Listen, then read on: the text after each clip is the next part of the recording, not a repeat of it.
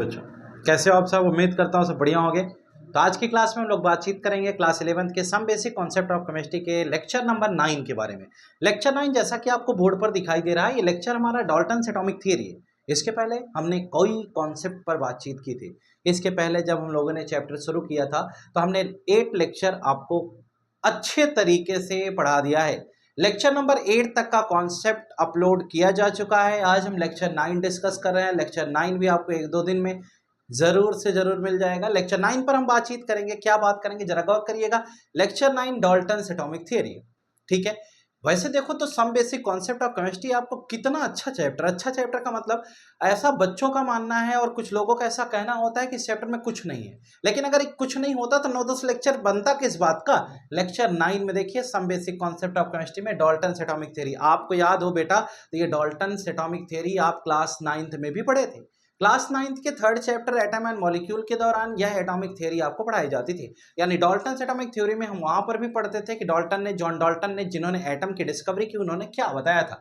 आज फिर उस एटॉमिक थ्योरी का जिक्र दोबारा हो रहा है। आज हम पढ़ेंगे डाल्टन की एटॉमिक थ्योरी है क्या और उसके ड्रॉबैक क्या है, डाल्टन ने एटम के बारे में बताया क्या था और क्या कमियों की वजह से उनका मॉडल निपट गया। यानी उनकी यह एटॉमिक थ्योरी के लिमिटेशन, ड्रॉबैक, एनॉमलीज और डीमेरिट्स के बारे में हम लोग बातचीत करेंगे।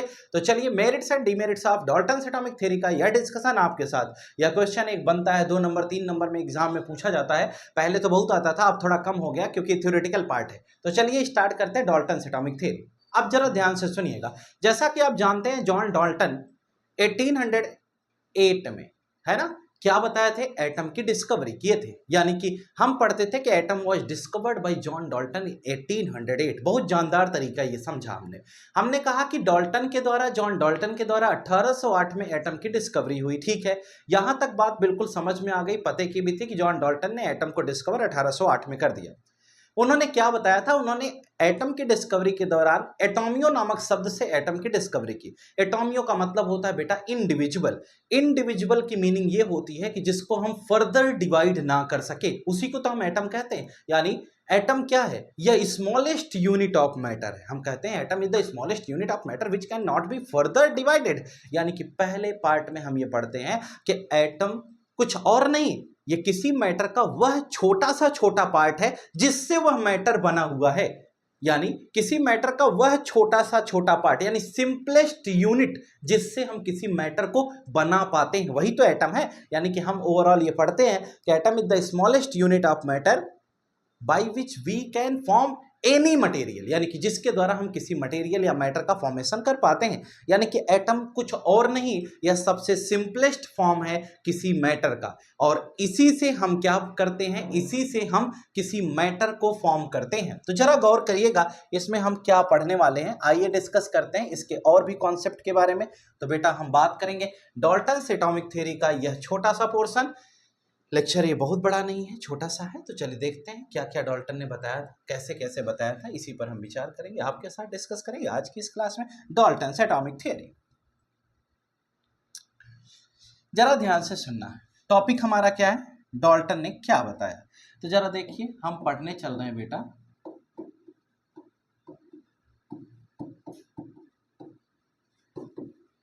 Dalton's atomic.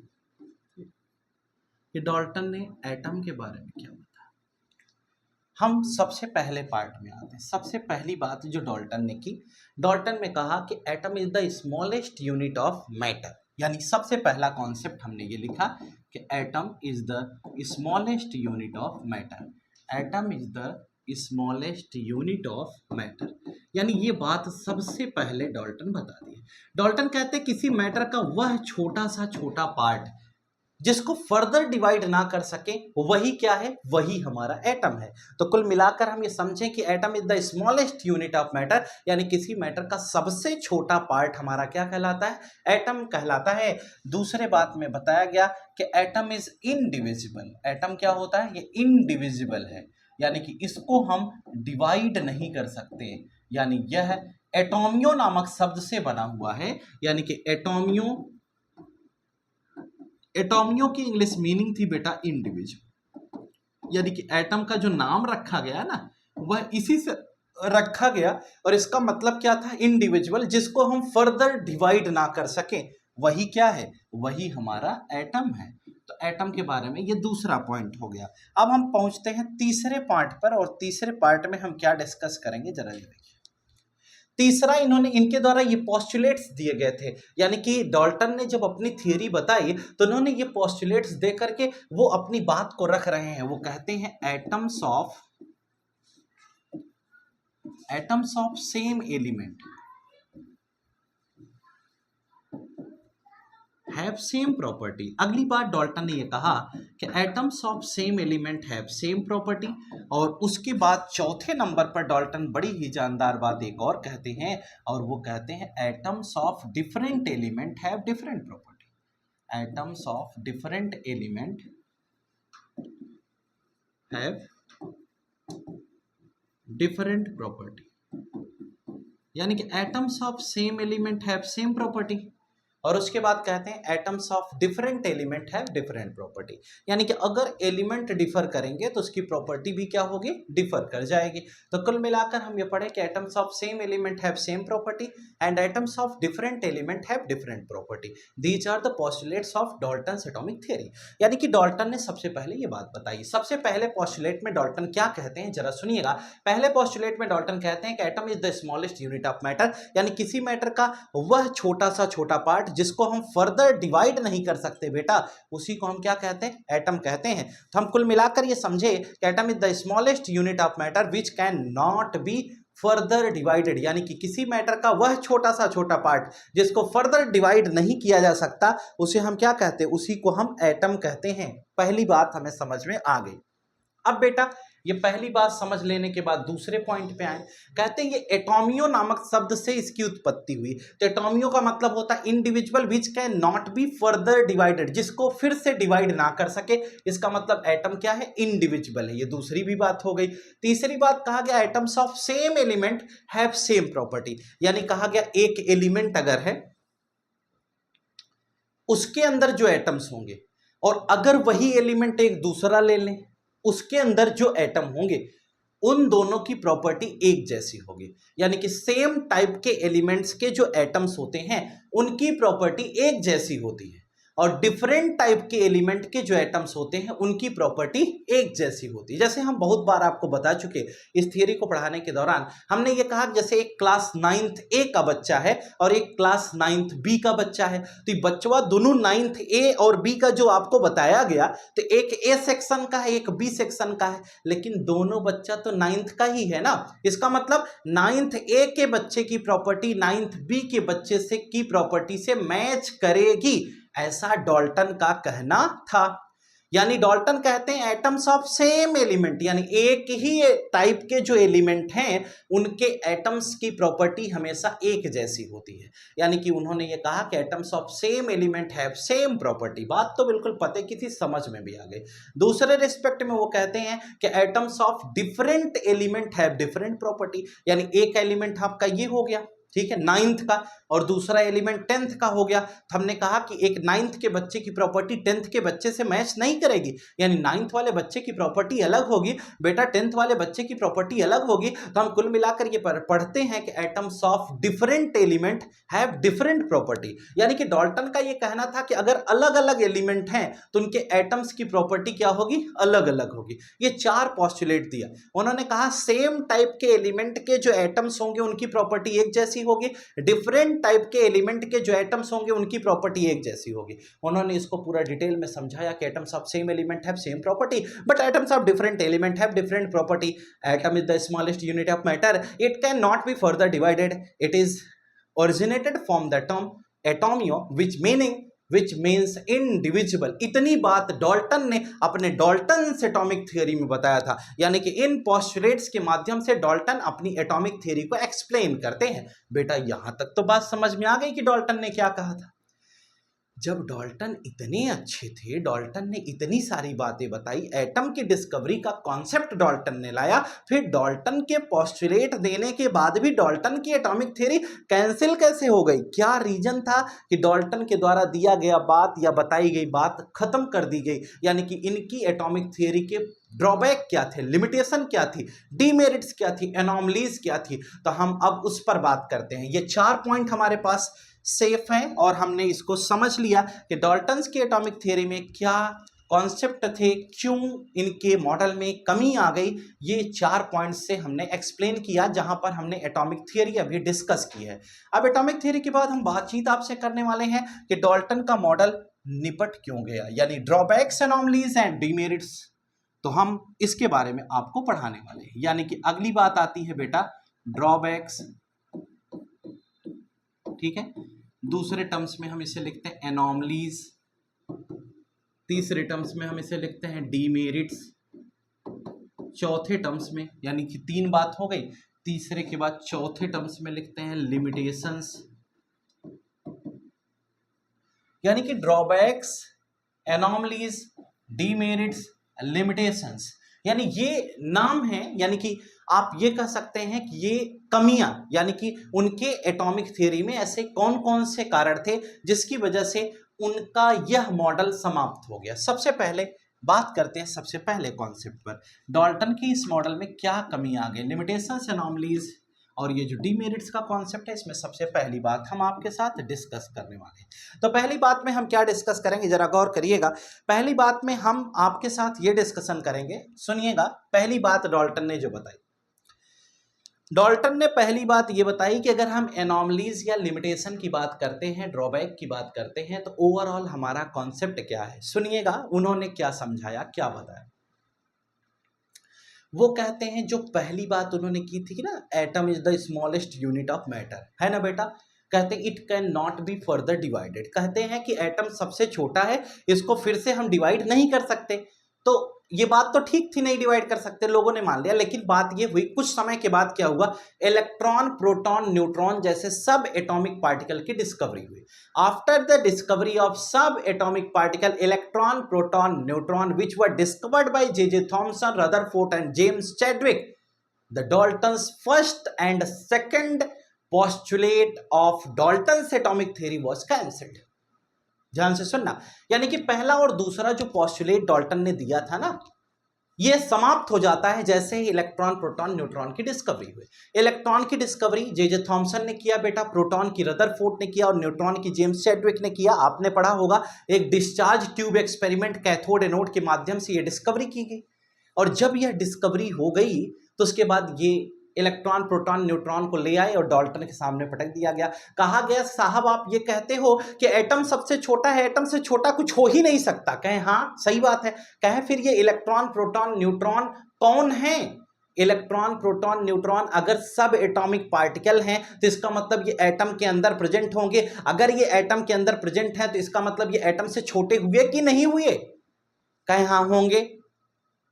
कहें लेकिन हम मान कैसे ले? डाल्टन मान नहीं रहे थे, लेकिन बाद में इनकी डेमेरिट्स में तो हो ही गया ना। कहते हैं इलेक्ट्रॉन, प्रोटॉन, न्यूट्रॉन अगर एटम से छोटे हैं, अगर इलेक्ट्रॉन, प्रोटॉन, न्यूट्रॉन सब एटॉमिक पार्टिकल है तो सब एटॉमिक पार्टिकल वही होंगे जो एटम के अंदर प्रेजेंट होंगे। और अगर ये एटम से छोटे हैं तभी तो इसके सब एटॉमिक पार्टिकल हुए। तो इसका मतलब अगर कोई चीज एटम से छोटा है तो इसका मतलब बेटा कि वह एटम से छोटा है। तो आप ये कैसे कह सकते हो सबसे छोटा एटम? अरे एक हम एग्जाम्पल बहुत समय पहले से देते आए कि भैंस का बच्चा भैंस से छोटा होता है तभी तो भैंस के अंदर रहता है। अगर वो अंदर है तो भैंस का बच्चा छोट हुआ ना। इसका मतलब इलेक्ट्रॉन, प्रोटॉन, न्यूट्रॉन सब एटॉमिक पार्टिकल है तो वो एटम के अंदर रहेगा कि नहीं रहेगा? सिंपल सी बात है। अब कहा यह गया कि इलेक्ट्रॉन, प्रोटॉन, न्यूट्रॉन ये 3 सब एटॉमिक पार्टिकल की डिस्कवरी होने के बाद डाल्टन का दिमाग खराब हो गया। क्यों? क्योंकि डाल्टन ने कहा था एटम सबसे छोटा होता है, इसको फर्दर डिवाइड नहीं किया जा सकता है, एटम से छोटा और कुछ नहीं। लेकिन इलेक्ट्रॉन, प्रोटॉन, न्यूट्रॉन की डिस्कवरी हुई तो लोगों ने ये बताया कि एटम से छोटा है, एटम के अंदर प्रेजेंट है। इसलिए डाल्टन का पहला और दूसरा पोस्टुलेट खत्म होता है।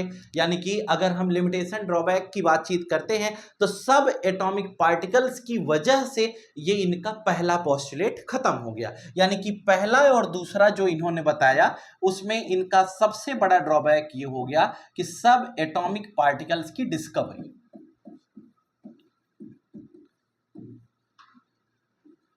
आपने पढ़ा इलेक्ट्रॉन, प्रोटॉन, न्यूट्रॉन की बात की। जब इसकी डिस्कवरी हुई यानी ये डिस्कवर हो गए तो इनकी डिस्कवरी की वजह से क्या हुआ कि इलेक्ट्रॉन, प्रोटॉन, न्यूट्रॉन ये 3 सब एटॉमिक पार्टिकल हैं, इन्हीं की डिस्कवरी की वजह से ही हम पूरे के पूरे मॉडल को खत्म कर रहे हैं। यानी कि सब atomic particle, electron, proton, neutron की डिस्कवरी हुई, जिसकी वजह से ये पूरी की पूरी कहानी जड़ से समाप्त हो गई। यानी कि डाल्टन का जो मॉडल था, अब क्या हुआ, इसका मतलब ये बताया गया कि सब एटॉमिक पार्टिकल्स भी पाए जाते हैं, यानी atom is the smallest unit of particle, बात सही है। लेकिन उसके बाद फिर कहा जाता है electron, proton and neutron are the sub atomic particles present in an atom. अब देखिए पॉस्टुलेट में पहला पॉस्टुलेट आपको किस प्रकार से निपटा ये समझ में आ गया होगा। दूसरे कहानी में बताया गया था, अभी आपने तीसरा पॉस्टुलेट इनका समझा था। अब इंडिविजुअल इन्होंने कहा था दूसरे पॉस्टुलेट में ना, पहले में कहा कि एटम सबसे छोटा होता है, दूसरे में कहा एटम इंडिविजुअल है। अगर एटम सबसे छोटा है और एटम इंडिविजुअल है तो उसके अंदर इलेक्ट्रॉन, प्रोटॉन, न्यूट्रॉन कैसे प्रेजेंट है? इसका मतलब इलेक्ट्रॉन, प्रोटॉन, न्यूट्रॉन जैसे सब एटॉमिक पार्टिकल की डिस्कवरी की वजह से इनका पहला और दूसरा पॉस्टुलेट समाप्त हो गया। तीसरे नंबर पे आते हैं तो ये कहते हैं atoms of same element have same property, यानी कि जो एक तरह के एलिमेंट होते हैं उनके एटम्स की प्रॉपर्टी सेम होती। इन्होंने कहा कि may be same may be different, यानी कि अब इनका तीसरा पॉस्टुलेट इस प्रकार से खत्म हो रहा है कि लोगों ने ये कहा कि बाद में ये कॉन्सेप्ट आया कि atoms of same element may be different property, यानी कि एटम्स जो सेम एलिमेंट के एटम हैं उनकी प्रॉपर्टी सबकी सेम हो ये जरूरी थोड़ा ना है। क्लास 9th ए का पूरा बच्चा तेज तर्राक है पढ़ने में, तो क्या 9th बी का भी बच्चा तेज तर्राक हो ये जरूरी नहीं है। यानी कि 9th ए के सभी बच्चों की प्रॉपर्टी 9th बी के सभी बच्चों की प्रॉपर्टी के जैसी हो ये जरूरी नहीं। तो इसीलिए कहा गया atoms of same element have same property, ऐसा डाल्टन ने कहा था। लेकिन बाद में ये पाया गया एक्सपेरिमेंटली कि एटम्स ऑफ सेम एलिमेंट में हैव डिफरेंट प्रॉपर्टी आल्सो, यानी हम तीसरे पॉस्टुलेट में उसका कॉन्ट्रडिक्ट करते हुए पढ़ते हैं कि atoms of same element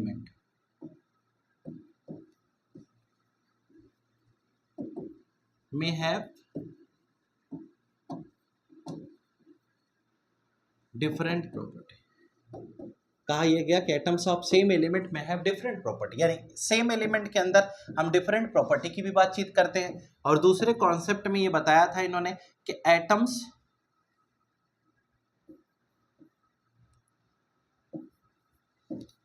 of different element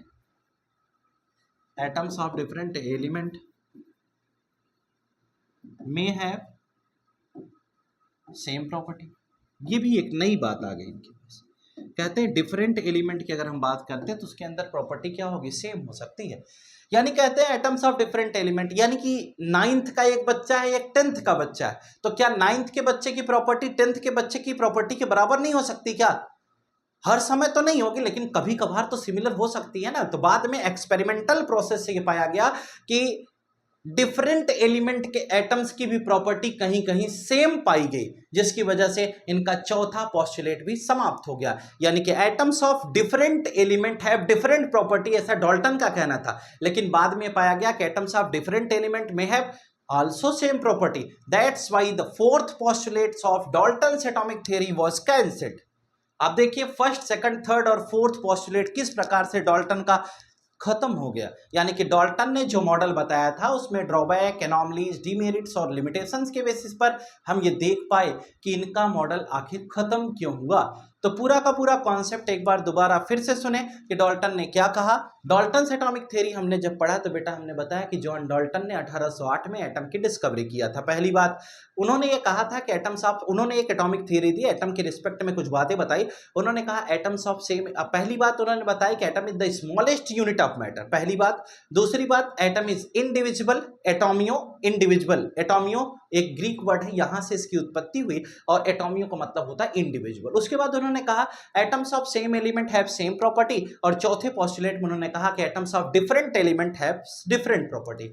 बाद में इनका जब ड्रॉबैक, लिमिटेशन और डिमेरिट या एनॉमलीज का कहानी आया तो उस दौरान हम ये पढ़ पा रहे हैं कि इन्होंने जो कहा था कि एटम सबसे छोटा होता है, उससे छोटा और कुछ नहीं। जब सब atomic particle, electron, proton, neutron की डिस्कवरी हुई तो ये बताया गया कि ये उससे छोटे होते हैं। दूसरा इन्होंने कहा atoms of same element have same property, बाद में पाया गया एक्सपेरिमेंट में एटम्स ऑफ सेम एलिमेंट में have also different property. Atoms of different element have different property, ऐसा डाल्टन का कहना था। लेकिन बाद में पाया गया एटम्स ऑफ डिफरेंट एलिमेंट में हैव सेम प्रॉपर्टी। इसी के साथ डाल्टन्स एटॉमिक थ्योरी समाप्त होती है। मुझे उम्मीद है कि डाल्टन का ये एटॉमिक थ्योरी का जितना भी कॉन्सेप्ट था हम आपको बेहतरीन समझा पाए होंगे। अगर आपको ये वीडियो पसंद आई हो तो वीडियो को लाइक शेयर सब्सक्राइब करना ना भूलें। चैनल पर बने रहें, नए नए वीडियोस नए नए चीज़ें आपको हम पढ़ाते रहेंगे और हम उम्मीद करते हैं कि आपको हम बेहतरीन समझा पाएँ। और साथ ही साथ इस बात का ध्यान रखें कि जो भी बच्चे आप अभी क्लास में जुड़े हुए हैं उनसे हमारा अनुरोध है कि आप चैनल को सब्सक्राइब नहीं किए हैं तो आप सब्सक्राइब कर लें तथा अपने इस वीडियो को अपने इस YouTube channel the secret of chemistry को आगे बढ़ाने के लिए अपने सभी फ्रेंड्स तक शेयर करने का प्रयास करें। फिर मिलेंगे नेक्स्ट क्लास में जहां पर हम एटॉमिक मास मॉलिक्यूलर मास के साथ नई वीडियो में आपका स्वागत करते हैं। आज के लिए फिलहाल इतना ही। Good night to all of you. Today class is over. Thank you.